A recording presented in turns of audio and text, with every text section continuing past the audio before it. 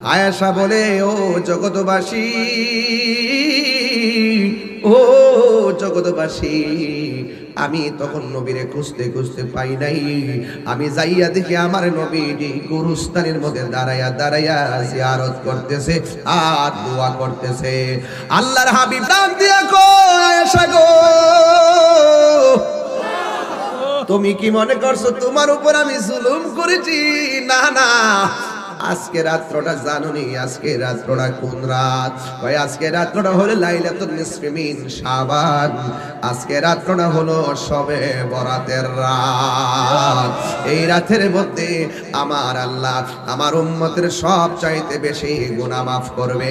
জোরে জোরে কি আল্লাহু আকবার বলা যাবে না?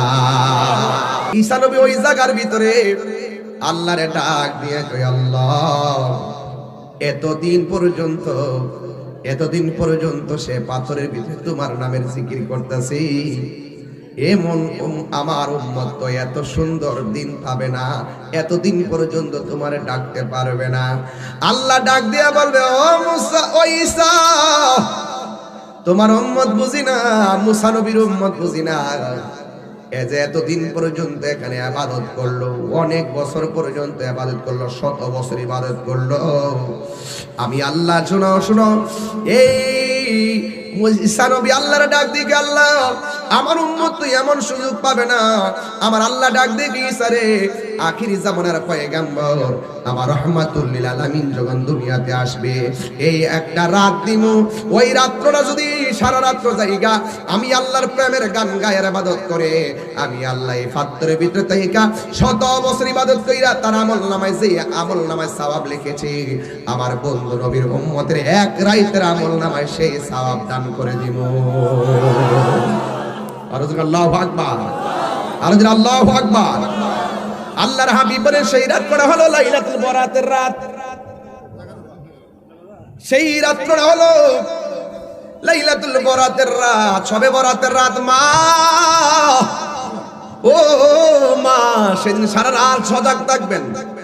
পোলা পান্ডিরে গোসল টোসল করাইয়া, নতুন জামা পরাইয়া, হালুয়া রুটি বানাইয়া, ভালো ভালো রান্না বান্না করে আল্লাহর ইবাদতের জন্য পাঠিয়ে দিবেন মসজিদে। সারা রাত কোরআন তেলাওয়াত করবেন। খবরদার, রাত্রটা যেন কোনোভাবে মিস না হয় গো মা, রাত্রটা যেন কোনোভাবে মিস না হয় গো মা। মা, ও মা, ওই রাত্রে ইবাদত করবেন গো আম্মা জান। পায়ের মধ্যে হাত দিয়ে বলে যায়, ঈসা নবী যেই মাত্র শুনলো এই মুসা নবীর উম্মত 100 বছর পাথরের মধ্যে তাইকা নির্বেজাল ইবাদত করে যে সওয়াব পাইছে, আখিরি জামানার পয়গম্বর এক রাত্র করলে এই সওয়াব দেওয়া হবে। তখন আর ঈসা নবী আল্লাহর কথাটা বলতে ভুল করে নাই। ঈসা নবী ডাক দিয়ে গিয়ে, আল্লাহ, আমার যদি নবী না বানাইয়া, আমার যদি নবী না বানাইয়া, আমার যদি সেই নবীর উম্মত বানাইতা গো আল্লাহ, আমি ঈসার জীবন দ্বন্দ্ব হয়ে যাইত। হে আমার যুবক ভাইরা, ঈসা নবী আমার আল্লাহর কাছে ও নবীর উম্মতের জন্য দরখাস্ত করছেন। এখন আপনি হিসাব মিলাই দেখেন না, অন্যান্য নবীর উম্মত আর আমরা নবীর উম্মতের মূল্যটা কত। তাইলে আপনারা জবানটা খুলে বলেন, আমরা সেই রাত্রে ইবাদত চাই কি চাই না? আর জোরে জোরে কন্যা চাই কি চাই না? প্রাণ বন্ধুরে,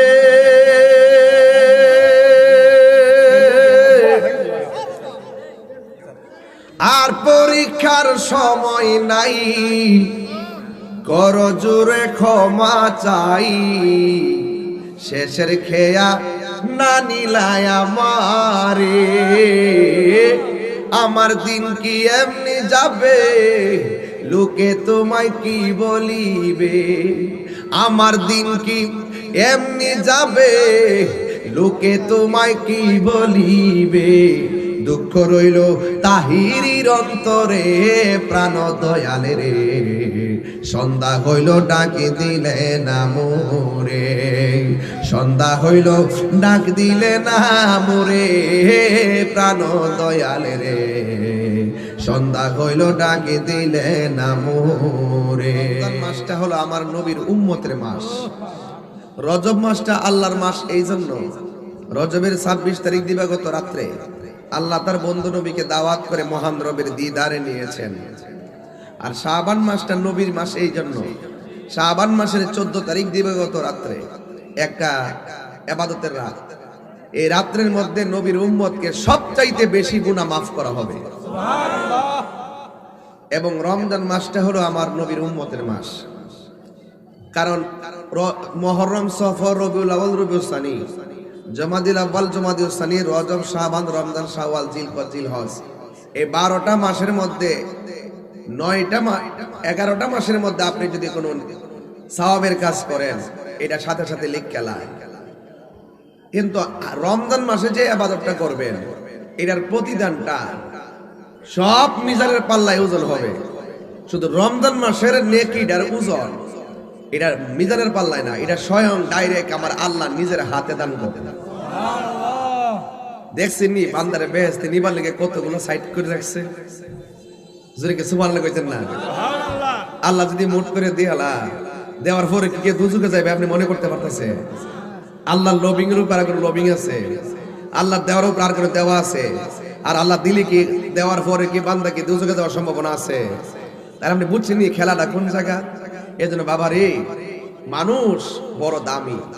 এই বেদগুলো যারা করতে পারে তারা দামি, আর এই বেদগুলো যারা করতে পারে না তারা নিকৃষ্ট হয়ে যায়। তারা শুধু দুনিয়া দুনিয়া করে, দুনিয়া দুনিয়া করে। যে মাদা ছাতি এ মাদা, যে মাদা মেঘ কিতা কয় রে,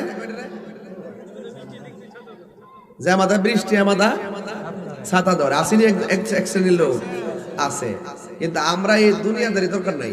আমাদের কত হইলো, আমরা আমাদের নবীকে দেখতে চাই। কথা কোন ঠিক কিনা? নবীর উম্মতের দাম বাড়ছে আমার নবীর কারণে। যদি নবীর উম্মত না হইতাম তাইলে কি আমরা শ্রেষ্ঠ উম্মত হইতে পারতাম? পারতাম না। এই জন্য আমার ভাইয়েরা, আমরা সবাই নবীকে এমন ভাবে মহব্বত করব, 100% মহব্বত করব, 100%, কোনো অর্ধেক না, 100। আল্লাহ যেন আমাদের সকলকে নবী পাকের খাঁটি উম্মত হিসেবে কবুল করে, বলেন আমিন। আর জবান খুলে বলেন আমিন। সবাই আমার সাথে সাথে বলেন রহমতে আলম নূরে মুজাসসাম, রহমতে আলম সাম, সাহাবীরা আতর বানাই ওই নবীজির ঘাম। বলুন সাহাবীরা আতর বানাই ওই নবীজির ঘাম। রহমতে নূরে মুজাসসাম, রহমতে আলম সাহাবীরা আতর বানাই ওই নবীজির গাম। চিনো জানো মানো কেমন আমার নবীজি, চিনো জানো মানো কেমন আমার নবীজি। যাহার প্রেমে পাগল চন্দ্র তারকারাজি, তোমরা আরো শুনবানি ভৈরববাসী। জান্নাতের রুমে রুমে লেখা নবীর নাম, জান্নাতের রুমে রুমে লেখা নবীর নাম।